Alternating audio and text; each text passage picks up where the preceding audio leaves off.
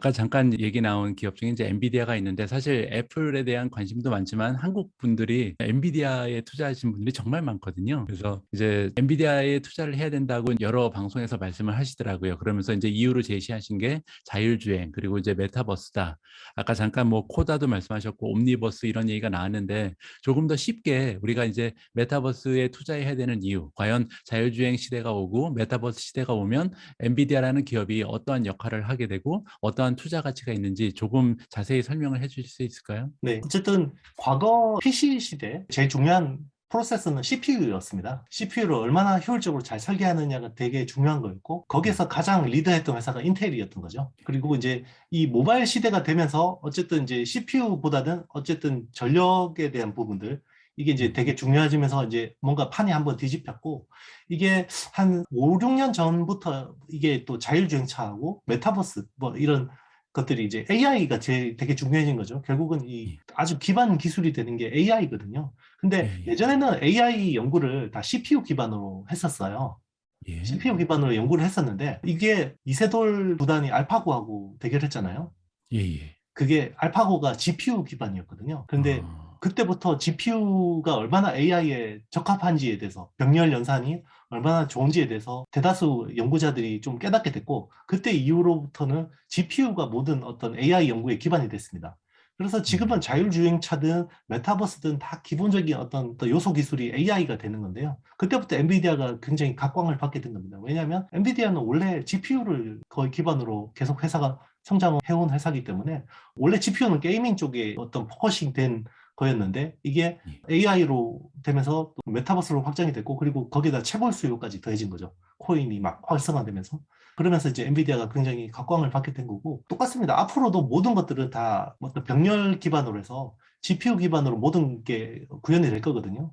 메타버스라는 거는 결국 그래픽의 세상이잖아요. 모든 게 예, 비트로 이루어진 세상이기 때문에 그 예. 비트로 이루어진 세상을 구현하기 위해서는 모든 게 다 GPU 기반으로 갈 수밖에 없는 거고 그리고 자율주행차의 어떤 센싱이라는 부분이 제일 중요한 게 카메라거든요. 카메라라는 부분들도 결국 어떤 픽셀로 이루어진 것들을 다 수치화해서 병렬로 입력하는 거기 때문에 결국 예. 엔비디아의 기술적 가치는 갈수록 더 중요해질 수밖에 없다고 보고 있습니다. 지금 그 병렬이라는 말씀을 해주셨는데 결국 CPU와 GPU의 차이는 얼마나 많은 데이터를 동시다발적으로 보낼 수 있냐 이 부분이라고 보시면 되나요? 그 CPU라는 건요, 쉽게 예, 이야기하면 만약에 코어가 4개 있다 그러면 굉장히 똑똑한 박사 4명을 두고 있는 거라고 생각하시면 됩니다. 그래서 예, 내가 명령을 내리면 굉장히 어려운 연산을 할 수가 있어요. 그런데 먼저 명령 내리는 것만 딱딱딱 순차적으로 해주는 거고요. 그게 이제 직렬식 처리인 거죠. 근데 이제 GPU라는 거는 우리 덧셈, 곱셈, 뺄셈 잘하는 중학교 2학년짜리 한 1000명을 데리고 있는 거라고 생각하시면 됩니다. 그래서 한꺼번에 5씩 더해, 한꺼번에 곱하기 2해, 이러면 이제 한꺼번에 다 연산을 하는 거죠. 이제 그렇게 예, 아주 고성능의 연산은 처리할 수 없지만 결국 동시다발적으로 어쨌든 연산을 처리하는데 최적화된 거고 결국 그 우리 어떤 디스플레이에 있는 화면들도 다 하나하나 픽셀들이 아주 고성능의 연산이 필요한 건 아니거든요. 자율주행차도 예. 결국 그 사람의 눈을 대신해서 이 자동차가 아날로그 세상에 있는 이 이미지들을 결국 디지털화해서 다 이게 한꺼번에 보는 거잖아요. 이제 그래서 예. 이제 그래픽 GPU 기반이 중요한 거죠. 그러니까 결국 자율주행 시대 그리고 이제 메타버스 시대가 오면서 예전하고는 비교도 안 될 정도로 많은 데이터를 이제 프로세싱을 할 필요가 있는데 이렇게 많은 데이터를 처리하기 위해서는 GPU가 가장 적합한 방식이다. 이렇게 이해하면 되겠네요. 그죠? 네네, 맞습니다. 결국 그 예, 빅데이터라는 건 다 영상 데이터들이거든요. 네, 그런 것들을 예, 이제 동시다발적으로 처리하고, 이제 그걸 또 거기서 뭔가 규칙을 찾아내고, 또 이제 피드백을 하고, 그런 것들이 결국 테슬라가 이야기하는 도조 시스템이라는 게 그런 거거든요. 이제 자동차에서 예, 다니면서 주변 환경들이 다 카메라로 촬영이 됐을 거 아니에요? 이런 것들을 다 예. 데이터로 취합해서 이제 클라우드로 쏴주는 거죠. 그러면 중앙에 있는 어떤 슈퍼컴퓨터가 그걸 또 다시 연산해서 AI를 고도화해서 다시 또 업데이트를 해주는 거죠. 그러면 그게 OTA라는 오브 디 에어 프로그래밍이라는 업데이트를 통해서 아침에 자고 일어나면 좀 더 개선된 자동차가 될 수 있는 거죠. 어제까지는 음. 내 자동차가 400km밖에 못 달렸는데 최적화가 됨으로 인해서 420km를 달릴 수 있는 차가 되는 그 마법이 결국은 모든 AI 기반의 그런 기술이라고 생각하시면 될 것 같습니다. 예. 제가 알기로는 이제 엔비디아의 뒤를 쫓아오기 위해서 AMD도 GPU를 하고 있고, 그리고 최근에 제가 기사 하나를 읽었는데 인텔도 이제 GPU 한다고 기사가 났더라고요. 네네. 이들이 그 엔비디아 따라오기에는 좀 멀었나요? 어쨌든 GPU라는 거를 다 합니다. 어쨌든 지금 GPU라는 게 내장 GPU가 있고 그래픽 카드라 그러죠. 외장 예. GPU가 있는데 사실 내장 GPU를 가장 많이 하는 회사는 인텔이에요. 인텔이 전체 시장의 한 70% 정도를 차지하고 있고요. 그런데 예. 외장 GPU하고 기술 차이가 한 10년 정도 난다고 보시면 됩니다. 10년이요. 네네. 그 내장 GPU를 쓰는 거는 그냥 들어있으니까 쓰는 거예요. 컴퓨터에 CPU 안에 이제 들어있으니까 쓰는 건데 예. GPU를 쓰는 이유는 분명하죠. 아주 고사양의 게임을 돌리거나 아니면 코인을 채굴하거나 AI 연구를 하기 위해서 이제 외장 그래픽 카드를 쓰는 건데요. 예. 어쨌든 외장 그래픽 쪽에서는 엔비디아가 가장 앞선 회사라고 보시면 되고 그게 가격이 최근에 수요가 워낙 많아서 가격이 치솟다 보니까 여기에 이제 AMD가 참전을 했고요. 어쨌든 예. 엔비디아 입장에서는 다행인 게 원래 AMD가 GPU를 굉장히 잘하는 회사였는데 재무적인 상황이나 이런 것들이 안 좋아서 사실 거의 그쪽을 신경을 못 쓰고 있었거든요. 그렇기 때문에 그 예. 사이에 좀 더 많이 격차를 벌릴 수가 있었던 거고 인텔은 아직까지 외장 GPU 쪽에서는 아직 뭐 보여준 게 없지만 어쨌든 수요가 많으면 쇼티지가 나면 결국 기회가 있을 수가 있잖아요. 이제 예. 아크라는 게 워낙 또 가격이 매력적인 가격대였기 때문에 좀 이제 기대감을 모았었는데 최근에 또 외장 그래픽 카드 가격이 떨어지고 있어서 네, 인텔이 좀 네, 녹록지 않은 상황인 것 같긴 합니다. 예, 예. 방금 전에 이제 뭐 GPU 가격이 떨어진다는 말씀을 하셨는데 엔비디아 주가가 좀 최근에 안 좋잖아요. 엔비디아 주가가 떨어진 이유가 GPU 가격 하락하고 연관이 돼 있는 건가요? 네, 저는 그렇게 보고 있습니다. 일단은 첫 번째는 어떤 유동성 축소에 따른 밸류에이션 조정이 제일 컸다고 보고 있지만 결국 거기서 이제 뭔가 실적, 펀더멘털적인 측면에서는 지금 코인 시장이 오늘 유동성 축소로 인해서 타격을 받았고 이제 예. 코인 채굴 수요가 감소했던 부분들 그런 것들이 아무래도 제일 영향을 미치지 않았을까 생각합니다. 그리고 이제 재고 문제도 있다고 얘기가 나오는데 정말로 많이 쌓여 있어서 지금 중고가 막 돌아다니고 있는 그런 상황인가요? 그렇죠. 아무래도 이 가격이 오를 것 같으면 어딘가 예. 유통 쪽에서 이런 것들을 쟁겨 놓는 거죠. 원래 정가가 150만 원짜리인데 이게 300만까지 가격이 치솟으면 결국 그거를 물량을 풀지 않고 더 오를 때까지 기다리잖아요. 그런데 이게 또 가격이 떨어지기 시작하면 또 물량을 막 내놓거든요. 이 예. 메모리 반도체가 사실 비슷합니다. 특징이. 가격이 좀 오를 것 같으면 유통 쪽에서 이렇게 장난이 있는 거고요. 그러다가 또 가격이 좀 떨어지면 또 물량이 막 나와서 이 스팟 가격 시장을 막 흐리거든요. 비슷한 어. 맥락이라고 보고 있습니다. 예. 그러면 이제 우리가 만약에 자율주행 그리고 이제 메타버스 시대에 대한 미래를 믿는다면 장기적인 관점으로 지금 어떻게 보면 작은 사이클 때문에 주가가 떨어진 엔비디아를 좀 줍줍하면 좋겠네요. 네네. 저는 뭐 분할 매수로 대응하는 게는 충분히 매력적인 가격대가 오고 있다고 생각하고 있습니다. 다만 이제 매크로 변수가 지금은 좀 불안정하기 때문에 지금은 굉장히 운용의 묘가 되게 중요한 시점이라고 보고 있습니다. 그래서 현금 비중 보유하고 그리고 이제 좀 컨빅션이 떨어지는 종목들을 정리하고 자기가 좀 더 음. 확신이 있는 종목 중심으로 압축하는 게 필요하지 않을까 이렇게 보고 있습니다. 혹시 실례가 안 된다면 이영수님은 현재 현금 보유량이 어떻게 되세요? 몇 퍼센트나 가지고 계세요? 저도 이제 뭐 타고난 주식적이라 현금 예. 가지고 있는 게 제일 힘들거든요. 그래도 요즘에는 그래도 한 15%, 20% 정도는 현금 보유하려고 노력하고 있습니다. 아, 그러세요. 네네. 알겠습니다. 이제 엔비디아 얘기는 여기까지 하고요. 또 다른 제 주식 하나가 남았죠. 테슬라 얘기를 좀 하고 싶은데 네네. 테슬라 주가도 뭐 엔비디아 못지않게 많이 움직이고 있습니다. 지금이라도 테슬라에 투자해야 한다고 생각하시는지 만약에 테슬라에 대해서 좋게 전망을 가지고 계시면 어떤 이유와 근거를 가지고 계신지 좀 설명해 주시면 좋을 것 같습니다. 네, 이미 이제 자동차 쪽에서 어쨌든 테슬라가 애플 같은 회사가 됐다고 보고 있습니다. 저는 아직까지는 연간 100만 대도 안 되는 차를 파는 회사지만 예. 결국은 지금 자율주행차 전기차 시장에서 이만한 기술적인 어떤 혜자를 가지고 있는 회사가 없다고 보고 있거든요. 제일 중요한 게 그동안 테슬라 가장 비아냥받았던 부분들이 어떤 제조에 대한 부분들이었거든요. 마감이 부실하다. 그리고 뭐 예전에 모델 3 같은 경우는 생산이 안 돼서 생산 지옥이라고 그랬잖아요. 앨런 머스크가 공장에 거의 상주하면서 예. 뭐 이게 로봇을 대거 자동화 해놨는데 뭐 장인 한 땀 두 땀 해서 만들고 뭐 그런 시절이 있었는데 최근에 예. 이런 일이 있었어요. 이 폭스바겐 CEO가 온라인으로 앨런 머스크를 초청을 해서 자기들 예. 임직원들한테 연설을 시켰거든요. 그게 강의를 문제가 했죠. 예, 예, 예. 네네. 그게 테슬라의 제조에 대한 부분이었습니다. 그때 아. 폭스바겐 CEO가 이런 이야기를 했거든요. 우리가 전기차 한 대 만들 동안 테슬라는 세 대를 만든다. 이미 이제 테슬라가 그런 회사가 된 거예요.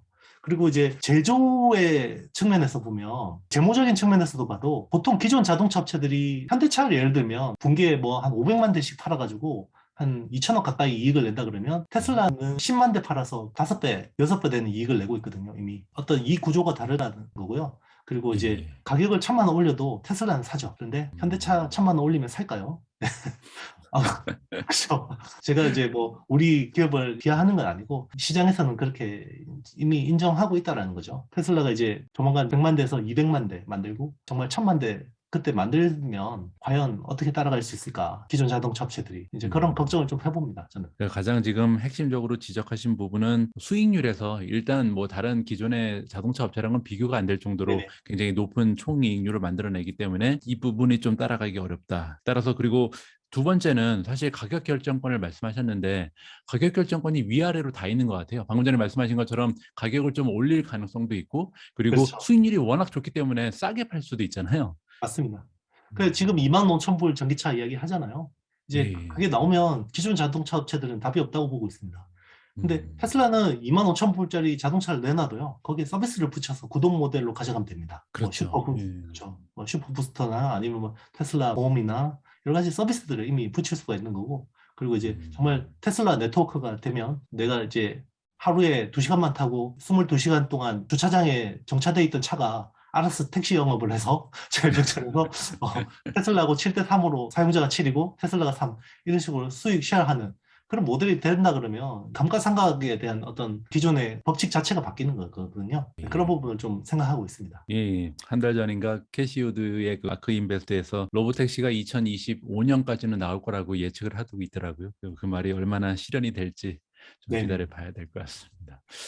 예전 영상 중에 이제 구글의 웨이모에 대해서도 컨텐츠를 올린 적이 있습니다. 이영수님은 웨이모의 투자 가치에 대해서 대표님의 생각을 좀 우리한테 알려주시면 좋을 것 같거든요. 그 웨이모 어떨 것 같아요? 이게 테슬라랑 경쟁이 가능할까요? 사실 지금 상황에서 보면 사실 경쟁자라고 하기는 되게 어떻게 보면 미흡하죠. 이제 웨이모가 보여준 게 아직까지 별로 없으니까. 그런데 이제 예. 구글이라는 안드로이드 OS라는 이 생태계를 또 생각할 수밖에 없다는 거고요. 그리고 예. 사람들이 잘 모르는데 로봇이 다 OS가 필요하잖아요. 예. 어떤 로봇이든 다 OS가 필요하거든요. 로봇에 쓰이는 게 ROS라는 OS를 쓰는데 그게 예. 윌로우 거라지라는 회사가 제공을 해요, 대부분. 예. 근데 윌로우 거라지를 인수하는 회사가 구글입니다. 아, 그래요? 그러면 네네.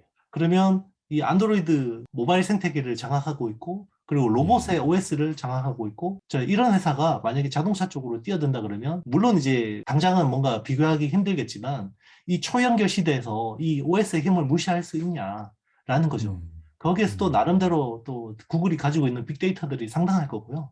그 예. 빅데이터를 기반으로 AI를 계속 고도화해서 만들어 나간다 그러면 충분히 어떤 특정 영역에서는 포지셔닝 할 수 있다고 저는 보고 있습니다. 그래서 이제 앞으로는 이제 사람도 마찬가지지만 그 로봇도 그렇고 우리가 이제 뭐 경험이나 우리의 지식에 기반해서 판단을 내리는 게 아니라 결국 빅데이터를 기반으로 거기서 어떻게 보면 판단을 내리는 시대가 되기 때문에 그런 측면에서 보면 진짜 슈퍼 OS이기 때문에요. 자동차 쪽에서도 충분히 파워풀할 수 있다 보고 있습니다. 그래서 어. 저는 좀 의아한 게 왜 구글이 이렇게 좀 소극적이지? 자율주행차 쪽에서 이런 좀 생각도 음. 합니다. 네. 뭔가 생각이 있겠죠. 그러게요. 예예. 말씀하신 것처럼 약간 소극적인 것 같긴 해요. 네네. 좀 적극적으로 투자를 해도 될 것 같은데 네. 참 구글이라는 기업은 그 투자할 만한 매력이 정말 넘쳐나는 것 같습니다. 네네. 아까부터 우리가 뭐 자율주행 생기면 OS의 미래도 좀 얘기를 해 봤지만 OS뿐만이 아니라 웨이모도 갖고 있고 여러 가지로 좀 투자 가치가 가면 갈수록 높아지네요. 혹시 구글 가지고 계세요?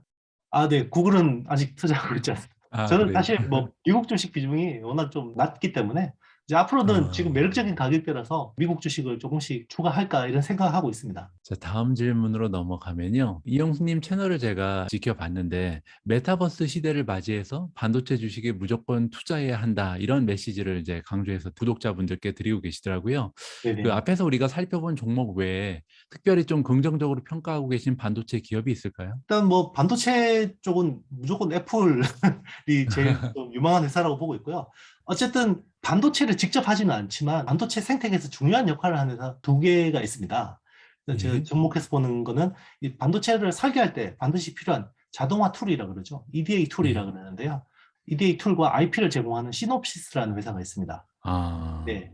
어쨌든 이제 빅테크들이 점점 자체 칩을 설계하는 추세잖아요. 이제는 예. 인텔이나 AMD나 뭐 엔비디아 칩을 받아서 쓰는 업체들도 있지만 앞으로 점점 더 구글도 TPU라는 걸 직접 설계하고 애플도 애플 실리콘 직접 설계하고 그럼 직접 설계하는 수요들이 많아지면 거기에 어떻게 보면 자동화 툴이랑 IP를 제공해 줄 회사가 필요하거든요. 그러면 예. 이제 결국 시놉시스, 케이던스 같은 회사들이 계속 주목받을 수밖에 없다고 보고 있고요. 그리고 예. 후공정 쪽에서도 좀 주목하는 회사가 있습니다. 엠코 테크놀로지 좀 주목해서 보고 있습니다. 그래서 후공정이 뭐죠? 반도체 전공정이라는 건요, 우리 바이든 대통령이 들고 나온 동그란 웨이퍼 있잖아요, 이렇게. 예. 그거를 만드는 공정이 전공정이고요. 예. 후공정은 이 웨이퍼의 바둑판 모양으로 하나하나 잘라서 이렇게 조각 하나 나오면 이게 다이라 그러거든요. 반도체 다이라 예. 그러는데, 이 예. 다이는 그 자체로 정기적으로 연결하거나 쓸 수가 없습니다. 그래서 PCB, 반도체 기판에다가 이 다이를 올려서 와이어 본딩이나 범퍼 가지고 연결해서 위에 EMC 처리를 해서 이제 만들면 이게 반도체 소자가 되는 거거든요. 예. 그 예. 패키지하고 뒤에 테스트를 하는 과정이 후공정이라고 합니다. 그래서 이 음. 웨이퍼를 만들고 나서 그 뒤에 하는 과정들이 패키지인데, 지금 아까 우리 인터뷰 초반에 말씀드렸지만 결국 지금 4나노, 3나노 너무 어렵잖아요. 5나노에서 3나노 가는데 R&D 비용만 50조가 됩니다. 생산이 아니라 연구 예. 개발만. 그래서 예. 이제는 단일 기업이 담당하기가 쉽지 않은 거고, 지금은 반도체는 이제 국가대항전 성격을 띠고 있거든요. 그래서 예. 이제는 정부 보조금이 없으면 이 미세 공정을 진화할 수가 없는 상황이에요. 그럼에도 불구하고 지금 4나노, 3나노가 너무 어렵다는 거죠. 그러면 예. 반도체 성능을 어떻게 끌어올릴 수 있을까? 결국은 후공정이 고도화되는 수밖에 없습니다. 그래서 음. 제가 아까 M1 그리고 M1 울트라 말씀드렸잖아요. 결국 M1 예. 맥스 칩 두 개를 이어 붙인 건데, 그 두 예. 개를 이어 붙이면서 성능을 잘 낼 수 있게 하는 게 굉장히 어드밴스드 패키지 기술이거든요. 예. 이제 그런 쪽으로 예. 계속 투자가 많이 일어날 수밖에 없는데, 오사 업체, 즉 후공정 업체 중에서 1등은 ASE라는 대만 업체고요. 2등이 예. 암코입니다. 엠코 테크놀로지거든요. 예. 예전에 예. 안암 반도체였는데 이게 그 IMF 때 미국으로 넘어갔습니다. 그래서 거기 아. 예, 그때 이제 그 엠코라는 회사가 요즘에 PR이 7 정도로 굉장히 싸져 있더라고요. 그래서 아. 앞으로 삼성전자가 어드밴스드 패키지를 하면 중요한 파트너로 지금 생각하는 회사가 엠코입니다.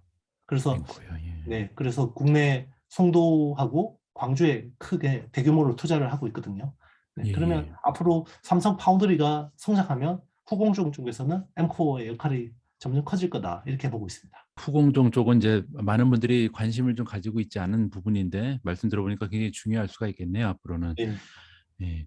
아까 그리고 EDA라는 말씀 잠깐 하셨는데 네. 시놉시스라든지 케이던스 이 EDA의 역할에 대해서 다시 한번 설명해 주실 수 있을까요? 많은 분들이 좀 생소한 내용이라서요. 네, 우리 반도체 AP 하나를 설계한다 그러면요, IP가 한 500개, 700개 이렇게 필요합니다. 예. 그중에서 이제 제일 핵심적인 IP를 제공하는 회사가 Arm이죠. 예, 네, 그렇죠. 기본적으로 CPU하고 GPU하고 뭐 이런 것들을 제공해줘야 되는데, 예. 그러면 퀄컴이나 애플 같은 회사라고 해서 IP를 다 직접 만들 수가 없거든요. 직접 음. 설계할 수가 없습니다.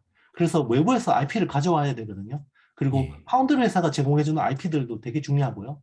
그리고 예. 이제 이 IP를 기반으로 또 이 설계도를 그려야 됩니다. 건축 같은데 이 CAD라는 프로그램을 쓰거든요. 그렇죠. 네, 칩 설계할 때도 이런 자동화 프로그램이 필요한데요. 그게 예. EDA라는 툴입니다. 그래서 시스템 아. 반도체를 설계하는데 필요한 자동화 프로그램이라고 보시면 되고요.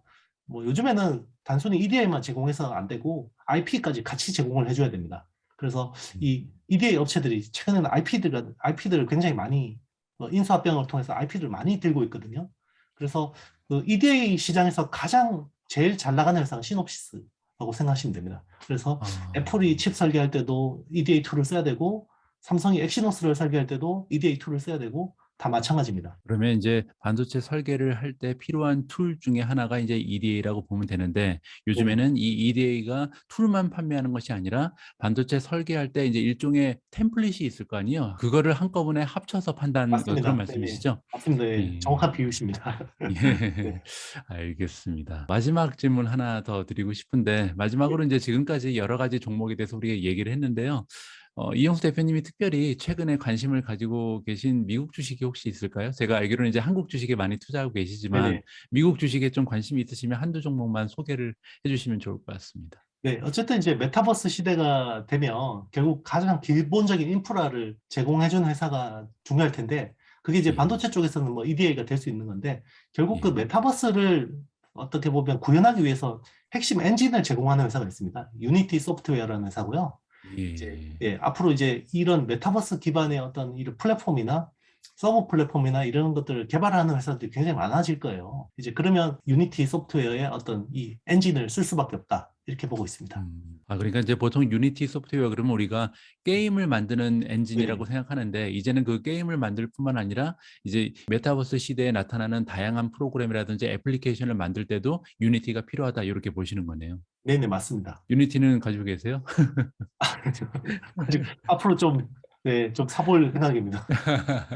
예, 저는 투자하고 있습니다. 네네. 저는 아, 최근에 엠코랑 테슬라 조금 샀습니다. 네, 그러세요? 네네. 알겠습니다.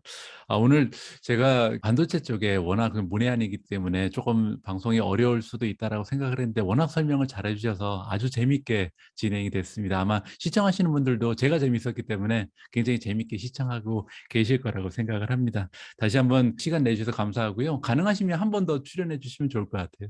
네네. 불러주시면, 네.